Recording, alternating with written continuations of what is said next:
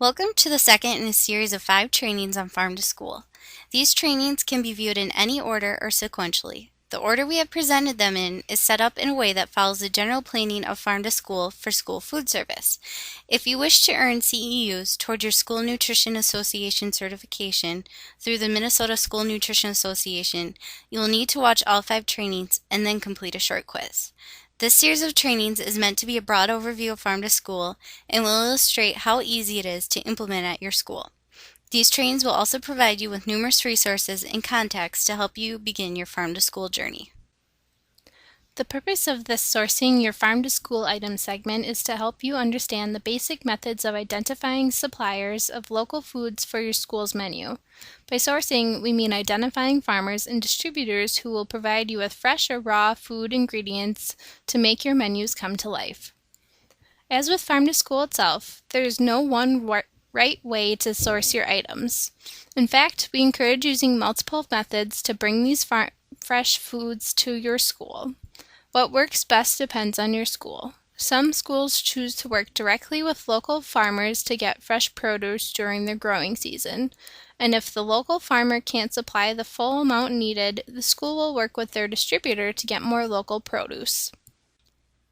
We will begin this presentation by addressing legal issues surrounding Farm to School and food safety. Next, we will take you through the many ways in which you can get healthy, local foods into your schools. Finally, we will touch briefly on what other schools are doing and provide you with many resources that were highlighted during this presentation. Take it from Carrie Frank, Food and Nutrition Director of Dover Iota Schools, when she says, "Think about it. The opportunity to purchase directly from a farmer. How much fresher can we get? Often the produce has been picked the same day it's delivered." As you can see from the Farm to School planning timeline, you should begin sourcing for Farm to School early on so that local growers you will work with can plan ahead for their next crop. Some Minnesota schools actually begin working with their farmers in January to plan for the following year. Because you will not be able to source your items until you have determined your menu and the amount of food you will need, sourcing often continues into the spring and summer. Many have worried that they are unable to participate in Farm to School due to food safety concerns. The good news is that, yes, it is legal to have Farm to School in all schools. Moreover, there is no shortage of resources to help you in this area. What is perhaps most important in ensuring the safety of your Farm to School items during the sourcing process is getting to know your farmer. The value in building a relationship with those who provide your meal goes way beyond community ties. It also involves building trust in the produce they provide you and the practices they use to grow that food. For that reason, it may be very worthwhile for you to make a trip to the farm to see firsthand how the farm operates. One very helpful resource available on food safety is Serving Locally Grown Produce in Food Facilities, which is available on the Minnesota Department of Health and University of Minnesota Extension websites. This provides a brief overview of farm fresh foods and food safety for schools who wish to purchase directly from a farmer. Questions addressed include: can food facilities buy or accept donated produce directly from growers? Is a grower required to have a food handler license to sell or donate their produce? What are some other purchasing and receiving guidelines for local produce? This tool also provides a model receipt to track purchases from a local grower. You might also consider referencing on-farm food safety information for K-12 food service personnel. This document was developed by the University of Minnesota's Department of Bioproducts and Biosystems Engineering. This resource guides food service employees through the process of ensuring food safety with their farmers. Specific areas addressed include getting started talking with farmers about food safety and probe questions for farmers on food safety. Questions you might ask your farmer are: do you test your well water? Do you have a written food safety plan? And how often do you clean your harvest tools and containers? Would you have thought of asking these questions on your own? If not, no worries. That's what this document was created for, to help steer your conversation with farmers as you work towards food safety. These 2 documents will be very useful to you as you begin thinking about Farm to School. By putting them to good use, you will have the confidence that what you are serving your students is not only nutritious, but safe as well. For those of you who are looking for something technical on farm to school and food safety, the Public Health Law Center has worked with the Minnesota Department of Health to create a handout titled Legal Issues Impacting Farm to School and School Garden Programs in Minnesota. This document, which is available online, discusses 5 areas of legal concern when it comes to farm to school and food safety. This is a great resource for you and schools administrators, parents, and teachers who have questions over the legality and food safety of farm to school. As always, you can reference the University of Minnesota Extension Farm to School Toolkit for more information on regulations in food safety. On this page, you will be able to find other helpful handouts on farm to school and food safety, including the 3 handouts we just shared with you. One takeaway message is that it is important to partner with your local health inspector. Inspectors are not meant to make farm to school process more challenging. Rather, they can be a wonderful resource as you work towards ensuring food safety with your farm fresh items. It is important to let your inspector know what your plans are for your farm to school efforts. Ask for their input regarding food safety measures. You might also consider developing standard operating procedures, or SOPs, for each item purchased through farm to school. These are simply detailed plans for how the produce will be handled once it reaches a school. Iowa State Extension provides a brief handout on what to include in SOPs for farm to school items. That being said, because local food sales and purchases by Minnesota school districts have soared in recent years, some local county and city health inspectors are not aware of all the state rules that support these types of sales. After working with an inspector who was unwilling to support her farm to school efforts, Carrie Frank from Dover, Iowa requested a new sanitarian. Carrie's request was granted, and now she partners with their sanitarian as she looks to bring in new local products. If there seems to be an issue with how regulations are interpreted at the local level, use the Minnesota Department of Health's food safety comment form. The takeaway message here is, yes, it is legal for all schools to participate in farm to school. Per the Farm to School Primer, there is generally no wrong way to source your farm to school items, but there are 5 models for you to choose from depending on your needs. They are: locate and purchase directly from a farmer, purchase at a farmer's market, use a forager, enter into a growing contract with a farmer, and work with distributors. Though the primer does not list it, you might also consider produce from school gardens and greenhouses. Many of you already know local growers who would be an excellent addition to your farm to school team. Maybe you know that person because his farm is only a few miles from the school. Maybe she's your neighbor, or maybe she's the parent of one of your students. Don't worry, though, if you don't have such connections. The University of Minnesota Extension's Farm to School website lists several methods of finding a grower near you who you could purchase from. Included in these resources are several databases such as the U of M's Local Food Partnerships, Minnesota Grown, and the Land Stewardship Project. These highlight local growers who are willing to work with schools.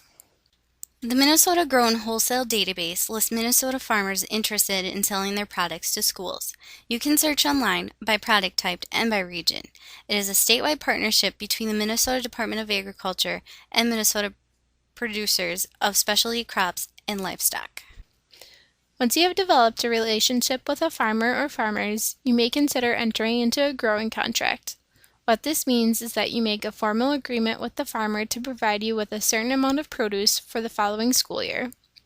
The farmer will then grow the produce for you. Through developing this relationship, you and the farmer may begin to mutually benefit each other, i.e., you could request that your farmer grows new items to highlight on your menu.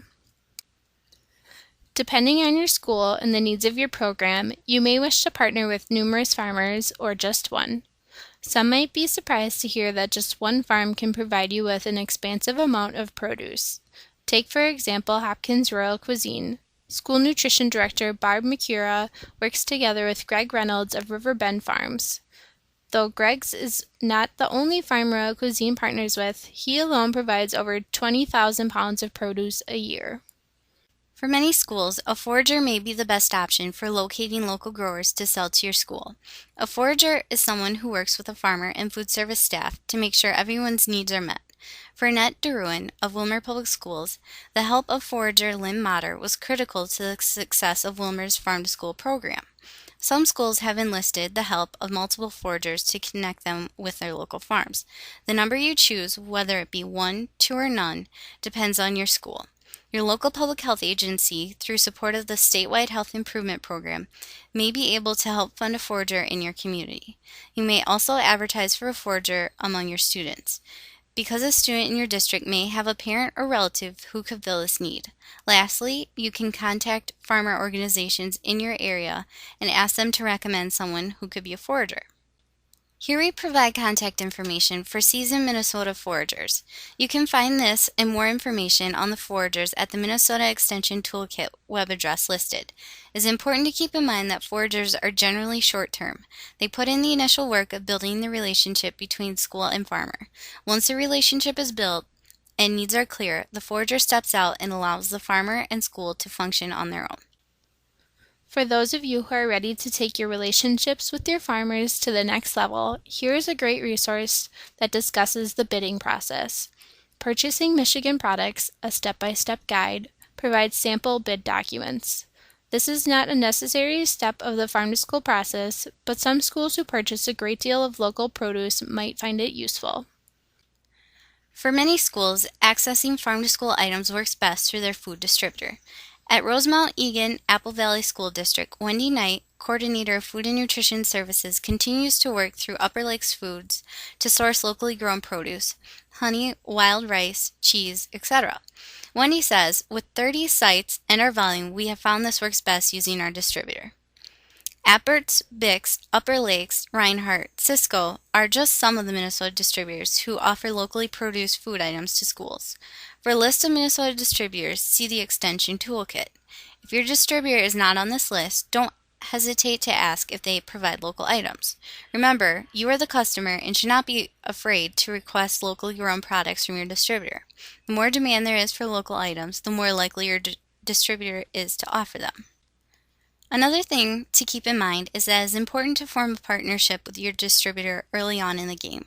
This will ensure that you have a better chance of accessing any local produce they have available, and also that distributors will have plenty of opportunity to make contacts with local growers before the school year begins. Again, visit the Extension Toolkit through the web link provided, and click the Distributors tab to access the list of distributors who offer local foods. You will also find many other helpful resources on working with distributors in farm to school. Farmers markets are more than just a fun place to visit. They provide an excellent opportunity for connecting with local growers. Take the opportunity to talk with many different vendors and sample their delicious products. Through perusing the growers at your area farmers market, you may be able to find the perfect match for your program's farm to school. Consider it a less awkward form of speed dating. Another idea is to purchase small amounts of food for taste testing. The growers may even be willing to bring the food directly to the school and speak with the students himself. Again, you are the customer, and it never hurts to ask. Another option for your farm-to-school efforts might be to work with your school garden or greenhouse. Like farmers markets, these options may not provide enough produce to fully support your school meal program. However, they would make a great addition to your salad bar, or they could be used for taste testings in a classroom. School gardens and greenhouses are an excellent way to promote your farm-to-school movement. In Moorhead, Dover, Iota, and Alexandria, students and staff have planted apple trees on their school grounds. Moorhead Public Schools receive farm-to-school pilot funds through the Minnesota legislature and put the funds to good use by planting 100 apple trees and 7 different varieties at 6 schools throughout the district. Once the trees begin producing apples in about 3 years' time, the fruit will be offered in the school's meal program. When working with farmers, you will not only have to decide what types of items you want, but also how much of each you need. This can be overwhelming to think about, especially if you are new to farm to school. Luckily, there are many resources available to school nutrition employees to make it easy and to help them estimate how much product they need. The Oklahoma Farm to School Network has developed a produce calculator to help food service employees and producers calculate quantities and cost of various fruits and vegetables needed in their school. This Excel spreadsheet can be easily downloaded from the network's website. By entering the number of servings and the serving size of each item, you can calculate the amount needed from a farm. The spreadsheet also calculates the per serving cost based on the price of the produce. Conversion calculations have been taken from the USDA Food Buying Guide for the Child Nutrition Programs. Although the produce calculator does not appear to be all that user-friendly, it is actually quite simple. To show you just how easy it is, we are going to take you through a brief example of how to calculate the amount of strawberries needed to serve in a school meal program and the cost of those strawberries. Let's say you estimate that you need 800 1/4 cup servings of strawberries. You would enter that into the Meals Served Daily column and press Enter. You will then see that you need 76.2 pounds of strawberries to fulfill this need. To determine the price per serving, enter the price that the farmer quoted you, let's say $1.40 per pound, in the price per pound column. You will see that your price per serving is 13 cents. If you look to the right, you can also determine the price per serving based on quart measurements. For any items not listed in this calculator, you can also use the USDA's Food Buying Guide from which the spreadsheet was created. Going back to our strawberries again, you can see that 1 pound of fresh strawberries yields 10.5 edible portions per pound based on the 1/4 cup serving requirement. You can also see that 100 servings requires 9.6 pounds of strawberries. Since you will need 800 servings, or 8 times 9.6, you will need 76.8 pounds of strawberries. To access this buying guide, visit the website listed on the resource guide. Select the section that is right for you. To skip right to the products you are looking for, use the Find window at the top of your screen. One thing to keep in mind is that if you don't have time to do these calculations yourself, consider asking your math teacher in the classroom to do it. In Morris, Food Service Director Janine Bowman and school food service staff have teamed up with the Agricultural Greenhouse Management class, which is teaching students to make connections with local growers. Students start by identifying the local farm products they would like to see in the lunchroom. From there, they seek out local producers and speak with them about their products and their interest in selling to the schools. This lesson in foraging is mutually beneficial as students gain hands-on experience and learn about the local food system, and new relationships are created between the schools and nearby farmers. Bowman says that students have been very creative as they think about Farm to School's future and are seeking out locally produced foods such as pheasant, bison, eggs, sweet potatoes, and berries. Moving north to Bemidji, Food Service Coordinator of Bemidji Area Schools, Marlene Webb, has employed various sourcing methods to get Farm to School to her district. The 50 by 65-foot school garden at Solway Elementary provides an abundance of fresh produce including lettuce, spinach, radishes, cucumbers, tomatoes, carrots, purple and green beans, potatoes, and squash. These items will be used in the summer food service program in all district schools come fall. Because of their garden experience and the local media coverage, Bemidji has had many gardeners and small farmers offer the district excess produce.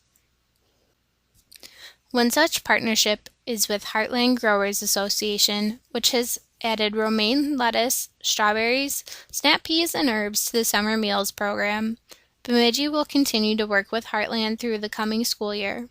Marlene points out that our relationship with area growers is becoming firmer this year. They have indicated one person to contact me for the produce, and that has worked so much better than trying to contact individuals myself. Throughout the presentation, we reference many helpful websites. Here are the links for those resources. Don't worry if you don't have time to copy them. We've also developed a handout with all the references cited in this segment. Talk about easy. Happy Farm to Schooling!